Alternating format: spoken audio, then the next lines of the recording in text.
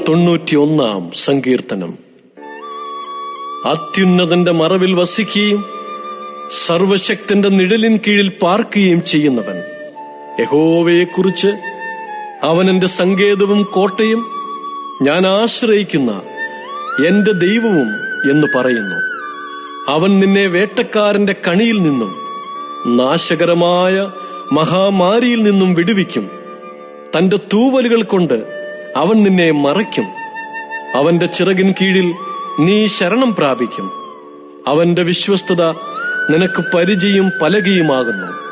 രാത്രിയിലെ ഭയത്തെയും പകൽ പറക്കുന്ന അസ്ത്രത്തെയും ഇരുട്ടിൽ സഞ്ചരിക്കുന്ന മഹാമാരിയെയും ഉച്ചയ്ക്ക് നശിപ്പിക്കുന്ന സംഹാരത്തെയും നിനക്ക് പേടിപ്പാനില്ല.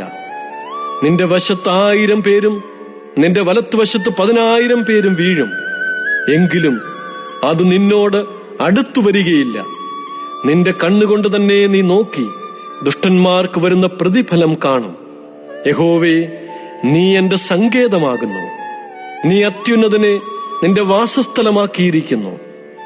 ഒരു അനർത്ഥവും നിനക്ക് ഭവിക്കുകയില്ല, ഒരു ബാധയും നിന്റെ കൂടാരത്തിന് അടുക്കുകയില്ല. നിന്റെ എല്ലാ വഴികളിലും നിന്നെ കാക്കേണ്ടതിന് അവൻ നിന്നെക്കുറിച്ച് തന്റെ ദൂതന്മാരോട് കൽപ്പിക്കും.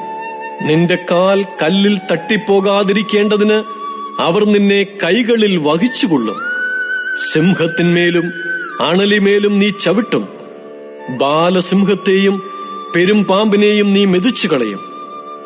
അവൻ എന്നോട് പറ്റിയിരിക്കിയാൽ ഞാൻ അവനെ വിടുവിക്കും. അവൻ എന്റെ നാമത്തെ അറിയിയാൽ ഞാൻ അവനെ ഉയർത്തും. അവൻ എന്നെ വിളിച്ചപേക്ഷിക്കും, ഞാൻ അവന് ഉത്തരമരുളും. കഷ്ടകാലത്ത് ഞാൻ അവനോട് കൂടെ ഇരിക്കും. ഞാൻ അവനെ വിടുവിച്ച് മഹത്വപ്പെടുത്തും. ദീർഘായുസ്സുകൊണ്ട് ഞാൻ അവന് തൃപ്തി വരുത്തും. എന്റെ രക്ഷ അവന് കാണിച്ചു കൊടുക്കും.